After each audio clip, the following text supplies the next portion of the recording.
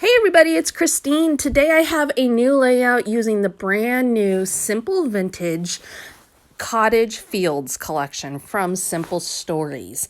And this layout is a little bit out of my normal style, but holy moly, it comes together to be just really cool. So I'm going to start things off, and I am using some of the chipboard frames from the collection, and I'm going ahead and I'm adhering this one to this patterned paper. And the reason I'm doing that is because I'm going to use this in my layering. I tried it out on several different patterned papers, and I really liked the way this one looked with the very subtle coloring of the white and the pink with some texture look to it. And so I'm going to use that one, and then I'm going to use my second one on top of it. And the second one actually has a picture in it, as you would expect a frame to normally have. And how I came up with this, I have no idea, except for that I felt like the picture frame was getting a little bit lost in all of the gorgeous elements of the collection. And so I felt like by framing it with a second set of chipboard, it would really bring something to the picture to be able to allow it to stand out more, between the dimension, between an additional layer of framing, all of that. And it really ended up working really well. This is something that I've tended to do with the chipboard frames from Simple Stories. I seem to end up using a couple of them very often, and I layer them in some way, or I cut them apart in some way. Just kind of an interesting trend for me. Now, the next thing I'm doing is I'm just kind of figuring out exactly which patterned paper I want to use. And I'm showing you this because look at all these gorgeous patterns. But also it gives you a look at my process and how it kind of comes together when I don't know exactly where I'm going. And I definitely had no idea where I was going.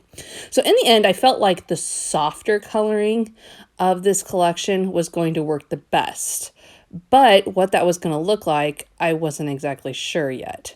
I liked this base paper that I have going on right now. I really liked the very light pink and white check, but I'm not sure what else I wanted to include. I did know I didn't want to use any of the papers that had the really dark colors because I just didn't feel like they worked quite right with this picture, probably because everything is so light about the picture and the frames. I felt like adding too much dark coloring into the layout was going to just overwhelm it. So you can see right now I am doing some tearing, and that is the beginning of the direction that I'm really going to end up going with this layout.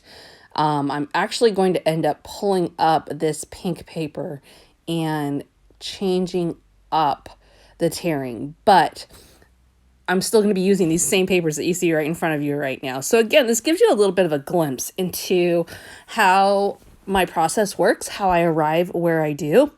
And so what I ultimately decided to do was use the top part of this base paper as the top of my layout and leave that alone, essentially, kind of for now.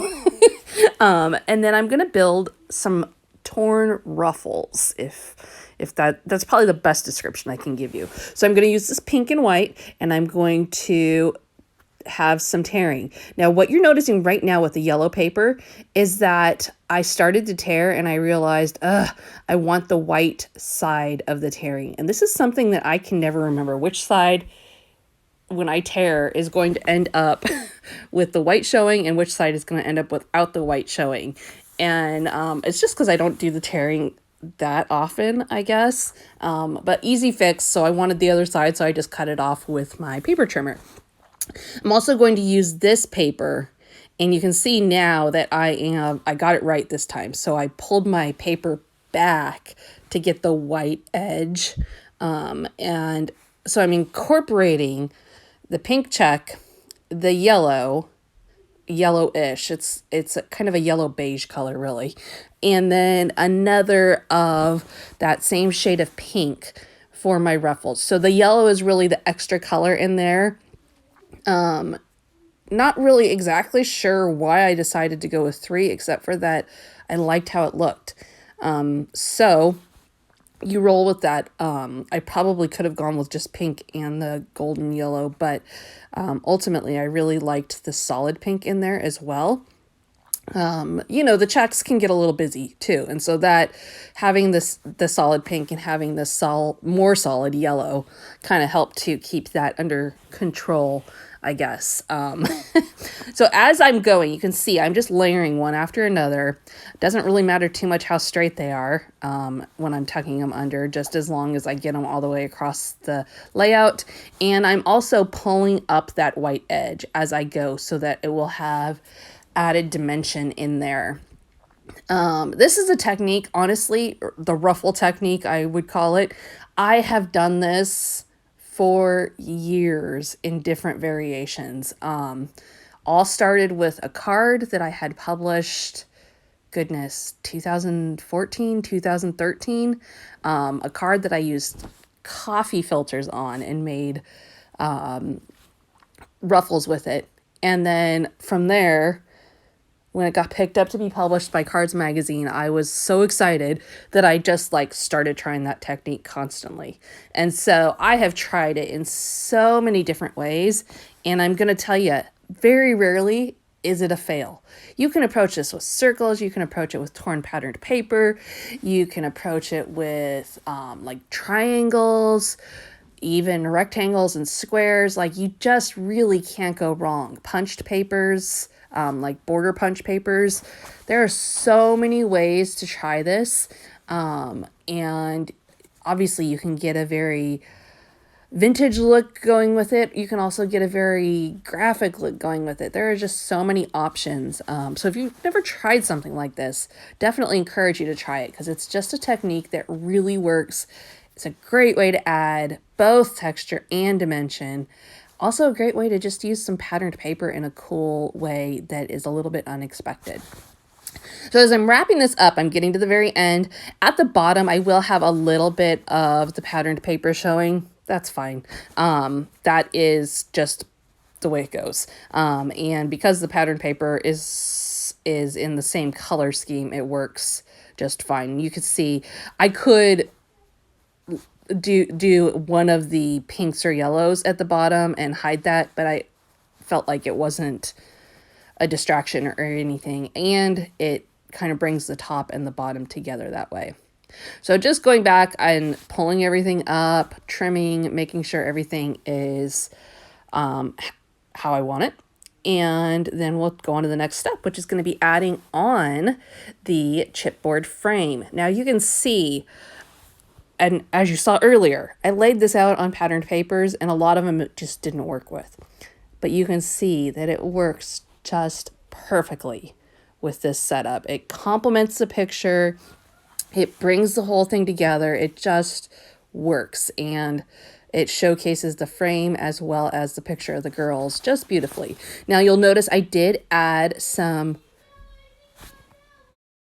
crafty foam tape to the bottom there, to the top there of my frame, because the layers obviously are making the bottom pop up. So I want to keep it all nice and the same height.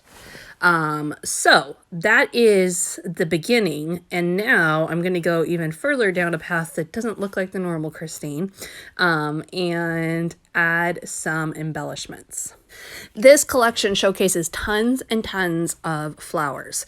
So not only is there flowers in the chipboard and in the stickers and in the bits and pieces, but there's even a floral bits and pieces set. So I'm going to use a bunch of those flowers in all the different products that I just mentioned, and I am going to build a cascade of flowers from the top left-hand side of the layout to come down around the picture and work my way all the way to the bottom layout.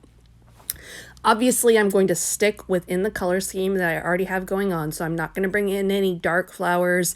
I'm not going to bring in any blue flowers. I'm going to stick with the pinks and the different shades of white and cream and some browns, yellows, and work with those specifically to keep the color scheme unified. Most of these flowers do have a white outline on them, which helps them to pop up, and some of them are huge. If they are very big and I don't want a certain element of them, I just cut it off. So if it has like a long stem and I can't find a way to kind of tuck the stem in, I just cut it off. That's one of the great things about designing. You have the freedom to make it work for you within your design. Now you'll notice that I have not added my title yet. I am going to use a chipboard piece that says beautiful to add my title at the very end. I decided to just go ahead and add that at the end when I kind of saw where I had a good spot to add it rather than work around it. As I've mentioned earlier, I didn't really know where I was going with anything on this layout until it started to unfold. So that kind of changed my typical process. So I'm getting all those flowers on there, and I will be pretty much done after I add that title on there. So thank you so much for joining me today. Be sure to head to the Simple Stories blog and check out close-ups of this layout and check out this whole collection. It's just absolutely gorgeous. I will link you to it down below in the description. And if you haven't hit the subscribe button here already, I'd love to have you as a subscriber. And that's it. So thank you for joining me today, and we will see you again soon with another video.